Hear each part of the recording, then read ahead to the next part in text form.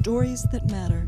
The journey of life from birth to death is an extraordinary trip, sometimes filled with great joy and excitement, but at other times filled with pain, sorrow, and disappointment.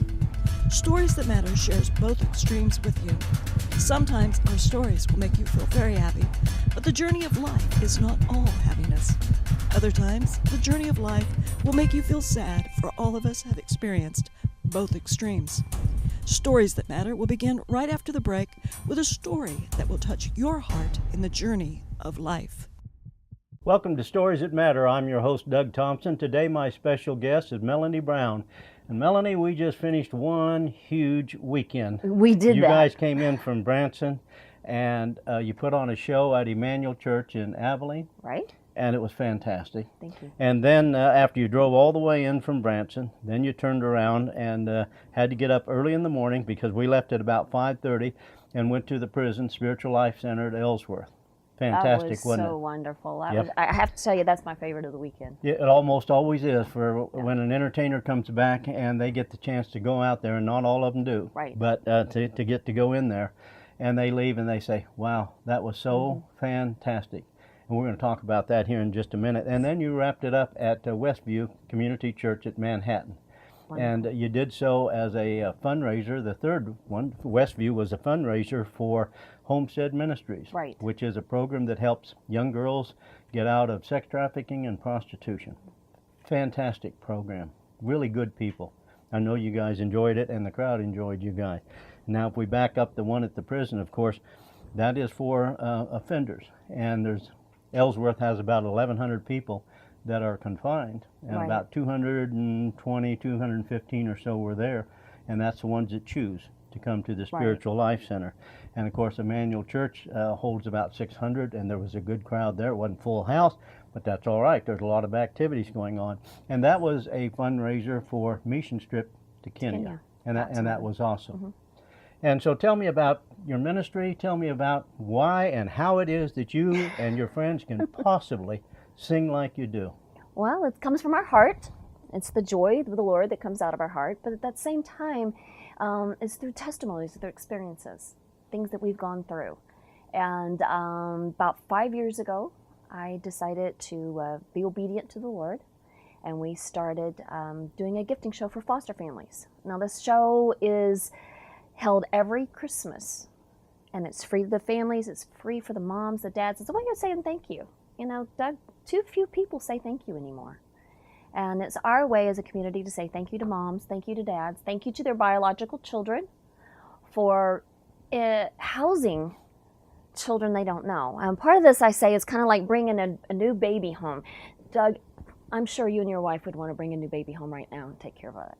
Well, you know, we have some. The grandkids are close by. Yeah, no, that's not the same. It's not the same. You get to send that one home. Listen, I am aware of the foster program. Being an attorney and a judge, I am aware of the foster program. A lot of people are not. When you say foster program, they say, what's that mean? Right. Explain what it is. Well, that's when you've taken a child whose parents are unable to take care of them. They don't have a relative that can take care of them. They have nobody in their life that can take care of that child. And so they put them up, and sometimes they're in group homes. The idea is to find a single parent home, not a single parent, but a single family home to where they can get the love of a mom and a dad. And they can go through school, they can get the love and the nurturing that they have, and they can work through the situation until mom and dad are able to take them back and have them. That doesn't always happen. A lot of times they end up in adoption, a lot of times they end up in a group home for a long time. A lot of times, as you know, they end up in detention and all kinds of other things. Yeah. Yeah, it is. And the goal, of course, is to be able to step in and take the position of the parent and help while the parent either makes a recovery from maybe drug dependency or whatever the problem may be, and to help that child, and then to reintegrate the family together. Exactly. But it's not always the parents that's having the problem. Sometimes it's the child. Right. And you can have parents who are very good parents, but this is something that's overwhelming to them, and they need help. And so sometimes it's taking the child out of the home, working with the child to reintegrate in. Most times it's a parent or parents that are having the problem, and it's the child who suffers from it. True? Exactly. And true, very true. And Okay. so being able, our heart was to thank these parents, thank their family. You know, they have biological children. Now these biological children are sharing their home. their toys, their room, everything with somebody they don't know. And not every child is open to share. They don't understand the need of another child. And so we came with the Christmas show, my family and I. I have 8 children, 5 births, 3 adopted out of foster care. Been a foster mom, have 29 foster kids. And so I understand the process. And the show became free to all the foster families. Our first year we had 10 families. Last year we had 51 families, 199 kids. So you're coming up on the 3rd year of We're this. coming up on our 5th year. 5th year. The first year there was 10. The first year was 10. And last year there was 51 families. 199 kids. 199 kids. Okay, that would be overwhelming for a governmental agency to do, let alone for an individual or group of individuals to do. And we're going to cut away and take a break here in just a few seconds. But when we come back, I want to talk to you about how does an individual do that. Okay. Okay? Love to share it. All right. You're watching Stories That Matter. We'll be right back after this break. Welcome back to Stories That Matter. I'm your host, Doug Thompson, with my special guest, Melonie Brown. Melonie, we had just finished up when we cut away to break that the last Christmas you took care of 51 families and 199 foster kids. And how do you do that? Financially, how do you do that? I must say it's a God thing, because it's certainly not me. I don't have that kind of money. I would love to. The other part of that is it's a community event. So many people in the community donate. They donate gifts. They donate money. They donate. Now we have the 501c3 with Joyful Heart Music Foundation, where people can go online to joyfulheartmusic.org. You can donate, sponsor a child for $20, sponsor a parent for $25. And you say, why the parent? I think that's one thing that people don't get. They don't understand. Why the parent? Well, because that parent is working. How many parents, we both know, Doug, you work in the system too. Government doesn't pay these foster families enough for a child to raise that child. Right. I think the last time I think it was like $239 for an infant, and that doesn't include diapers or all the other necessities that they need. So that's a cash amount. That's a cash amount that they receive. And anything above it, they have to They have figure to come out out of how their to make it pocket. work. So our heart was, let's do a free thing for them. So we started having people just donate. I have one lady, she does all the gifting. She goes through the whole entire year. Every time there's a sale, if it's on socks or whatever, she goes and buys them up. And then she's like, oh, where's the list so I can divide them up and make sure we have stuff for everybody. But when it grew so fast last year, she said, we got to change. We've got to have corporate donors. We've got to have some sponsors. And so we're in that process. We're in that process of doing that. So when you talk about the celebration at the end of the year, and it's usually something close to Christmas time. Yes. So you're giving a gift-wrapped gift for the child? For mom, dad, every child underneath their roof, their biological children and their foster children. Because too often, if we're not careful in the system, they kind of get a little entitlement, and they think, well, everybody owes them something, and that's not true. We love them. We do because we love, because we want to, but not because we owe it. And every family has a bag. They're, oh my goodness, 3 foot tall at least. And that bag's full of as many gifts as we can put in that bag. Make sure everybody has something.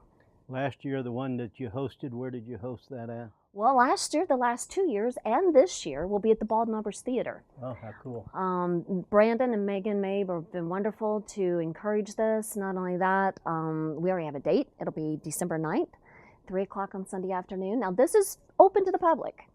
It's not just a closed thing for the foster families. It's open to the public, and they can come in for a $15 charge for parents, and kids 13 under free. Okay. So, right. Performers from the Strip, do they come in and perform too? We do have other performers. Brandon and Megan will perform. Tammy Joplin performs. We had Brian Pendergrass. We've had James Garrett. We've had different ones come in and perform. Kathy Pierman from the Lowe Sisters. They had a theater there in Branson many years before I ever went to Branson. And so we have different ones that jump on board and share in this passion that God gave me. So at the theater last year, how many paid people would have come in to see that to be a part of that? You know, I can't tell. All I know is that we had over 350 there last year. That's a lot. That's awesome. Yeah, we had Good 350. job. That's a good job. Now we're excited about this year because out of the gifting show, my two friends, Babette, Fogle, and Aloha Post, joined me, and what we have now is the Harmony Trio. And that's what you've had this weekend, is Harmony Trio. And it was fantastic. Thank you. Tell me about your two mates with you. They're off screen here, so Yeah. they're here with you, and you guys have been together everywhere, and you guys have worked so hard this weekend, and the talent level is tremendous, absolutely tremendous. I appreciate that. And that just doesn't happen because I sing at the mirror, and that's about it. Nobody else ever lets me. You know, which was amazing because my dad, when we were growing up, my dad could play anything, and he was on the radio out of Denver sometimes, loved country western and stuff, and he died when we were very, very young, and that talent skipped a generation because my daughter can sing, and but boy, none of us got any of that. No, not a bit of it. Not any of the three of you? We have an ear. We have an ear for it, and I know good music when I can hear it, and good playing. And you guys were fantastic. So tell me about the Harmony Trio. The Harmony Trios consist of myself, and I sing in James Garrett's shows at the IMAX, the Little Opry Theater, but then also Babette Fogle, who was with the Osmonds for 19 years. She was their lead female vocalist. Okay. Dynamic voice. Absolutely, and loves the Lord, and her heart is so much to go out there and to share with us. In fact, she's my cohort, and you know, we bounce ideals off of each other with the gifting show. She has great ideals. She has great ideals for the stage because of the productions that she's been a part of. And then Aloha Post, well, we couldn't make it without her because she keeps all the details. Every song we sing, make sure the lyrics are right, make sure the note is right. But she traveled and sang when she was in college with groups. And then she's a teacher. So she's got that little teaching element in her. That's awesome. I can tell you what I see from sitting there watching this and having seen 3 concerts in hours, that you're all good friends. Yes. And of course you're all very, very talented because each does a song separate.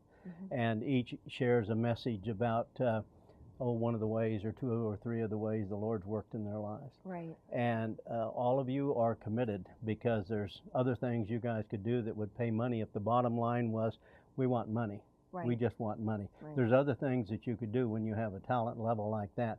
But when you put it together and then you say, we want to do this specifically for these reasons to do for those who have the least, and that's who we want to do things for. Yeah. It's awesome. Well, it gets really exciting. The Christmas show, people need to come see the Christmas show. And so if you come to Branson, December 9th, 3 o'clock at the Bald Knobbers Theater. And if you call, they have us on the schedule. And I say that because our children get to participate. I will have probably 4 of my 8 children participating. Babette's daughter gets to participate. Her son helps us backstage. Aloha's husband is the best Santa ever. Is that what he says? No, that's what we all say. Oh, okay. He is Santa, and there'll be pictures with Santa. There'll be all kinds of things. But it's an experience that once you have been there, it will grab your heart. Oh, I'm sure of that. If you're in Branson, you make that show, you'll enjoy it. That's December 9th. We've got to cut away, take a break. You're watching Stories That Matter.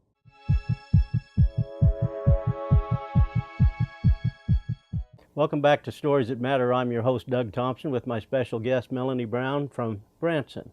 And I like that sound, Melonie Brown. Melonie Brown from Branson. I like that. I like that. I want to hear more about that, your ministry, because I know that's a new ministry. So tell me about where the name of it came from, and what the goal is, and how you're going to, what do you see up here is how do we do this? Because you go to 51 families, 199 last year, and I've got to believe the numbers are going to get higher and higher, and common sense would tell me if somebody is dedicated to this and willing to do these things, this is going to expand, because human nature tells me, I don't know how to do that, but she seems to. So let's get on board. So tell me about, where'd the name come from? Well, the name came from, my middle name is Joy. And you can ask my friends. In fact, I think sometimes I get under their skin just a little bit because I'm pretty much this peppy every day, all day long. Well, you hold on a minute. What? They're off screen. Is she that way? She She is that way. Okay, all right. Yeah, We yeah. picked it up. It's on the I the told record. you that Mom named me Melonie Joy, and I think she prophesied over me because I sing and I have a joyful heart. And it is our joyful heart when we get on that stage, and then afterwards, I have to say, the afterwards and passing out the gifts to the families and watching their little faces light up, it's just so exciting. And so the Lord dropped the name in my heart, Joyful Heart Music Foundation. Our mission is to spread joy and healing through the gift of music. And where does healing come in that? Well, Doug, I experienced a divorce after 30 years of marriage, and being able to step on the stage and sing about the Lord and allow the hurt, the pain to come out through all that, it started bringing healing to me. And when that healing started opening doors, and when those doors started opening, I started bringing others with me and saying, okay, come on, let's share our heart. Let's share what's inside of us. Because we know God can do anything but fail us. We have no doubt about that. True. Man can fail us, but God can't fail us. And we want to share that. We want people to see that they can go out there. Yes, you've had a hard year, but we're going to come and sit down. You're going to be entertained. It's free to you. You're going to get a free picture with Santa. Then when you walk out of here, you're going to have gifts. But during that whole process, we're going to cast out that net. We always offer the greatest gift, and that greatest gift is Jesus. Yeah. It's not that package that's all wrapped up. It's Him, the package that was underneath in the manger, underneath those stars that night, that went to the cross for us. So is the ministry spreading? The ministry is spreading like crazy. How so? Well, Babette and Lola and I ended up traveling now, some to different places, different churches. And one church we attended back in the spring, the gentleman, the minister, asked us would we bring the gifting show to their county. And this county's up near St. Louis. And they have over 200 families. Wow. In that county. And so I just said, do you understand what we're doing? I didn't want them to think it was just a show. It's not. It is a ministry. Yes, we put on a performance, but bottom line, it's a ministry. And he said, yes, I understand. I understand what you're doing. I said, okay, you have to help me because everybody in Branson, they give for that community, for that area. We're not going to be giving people in Branson and Taney and Stone County to donate for a different county. Sure. That county has to raise their own. So a few weeks ago, I went up to Jefferson County, met with the people at the family services, explained to them what it's all about, met with an attorney, met with a judge up there. Through all that connection, everybody's extremely excited. They realized it's not just about the children. You know, I said last year, Channel 10 came down and interviewed me before we had the show that day. And I said, if I can give those families a vitamin B12 shot that says, yeah, I can do this one more time. I can take a child to counseling one more time. I can meet with the parent and let the child meet with its home biological parent and leave with that child crying and screaming because that child wants to go with mommy and it has to go with me. Right. I can make another run to take my children to a ball game and still make sure I have dinner and make sure the clothes are washed. And, you know, there's a lot there. And we live in such a fast-paced society, people don't realize the nurturing that has to go on during that time.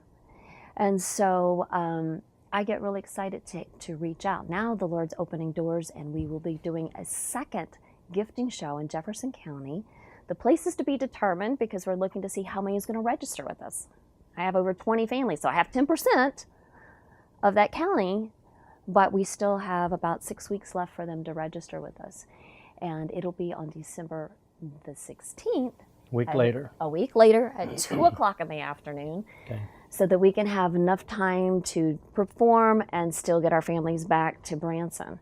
The other part that came very exciting to me is the attorney contacted the governor's office. And you go, well, why do you need the governor there? Because I think that I think all over they need to understand what that person's going through, what those families are going through. It's easy when we're at the top not to see the little cracks. Right. So many people at the bottom we don't see. We know they are there, we know they exist, but we don't know what they go through in their day-to-day routine. We don't understand that. We live in our world. I've got me and mine, and that's it. And I can honestly say that I have to give God the credit for putting this in my heart. I was sitting in front of a pool watching my kids swim. And I turned and tears started rolling down my eyes. And my daughter said, "What's wrong?" And I said, "I know what we're doing Christmas. We're going to do a gifting show for foster families." And she goes, "Why?" And I said, "Because we're going to appreciate them. We're going to share Jesus' love with them. We're going to let them know that they're cared about." And there's a lot of those foster families, they don't know Jesus. Maybe they're doing it for the wrong reason. Maybe they just have a heart of compassion. But let's give them the greatest gift. Let's give them the strength. And let's just be the support that they need. And I really have a vision eventually to reunite, to help the biological families get on their feet to where we can reunite and have a great home and a great family life. That's what I see. And that's awesome. And you know what I always appreciate about doing this show is I can see when people are passionate about it, because as they simply talk about it, they tear up. Yep. And I don't know if the television, if their screen at the other end is able to pick it up, but your eyes were tearing up, and it touches a lot of people. Well, it's a big passion. I want to tell you about, I always, my heart, I always want to help those people that can feel that without seeing it, but they can feel the tear running out of the other person's eye on the pillow at night, even though they don't see it, but they can feel that, and they have the compassion for it. We got to cut away, take a break. We'll be right back.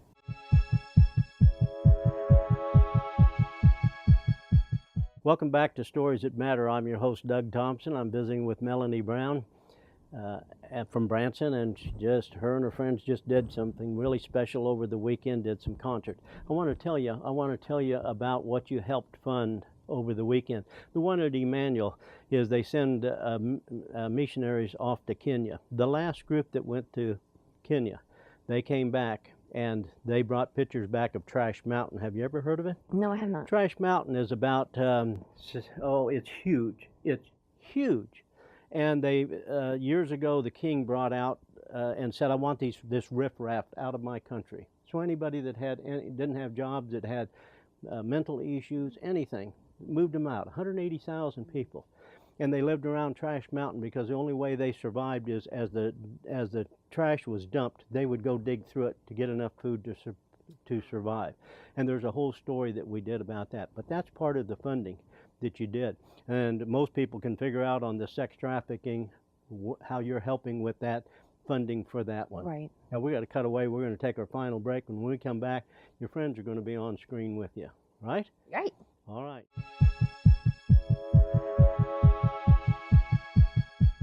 Welcome back to Stories That Matter. I'd like to introduce my friends from Harmony Trio. Beside me is Babette Fogle. Hello.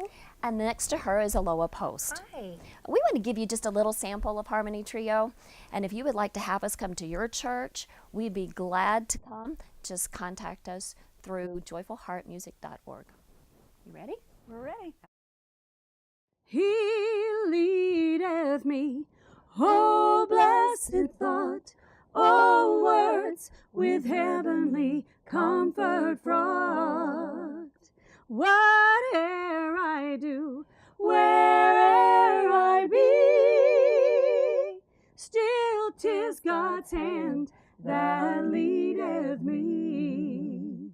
He leadeth me, He leadeth me, by His own hand He leadeth me. His faithful follower I would be, for by His hand He leadeth me. For by His hand He leadeth me. For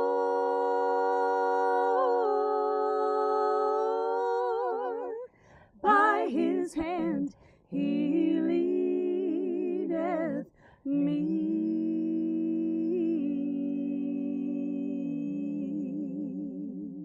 Thank you for joining Stories That Matter. Now let me in. Let's do a quartet.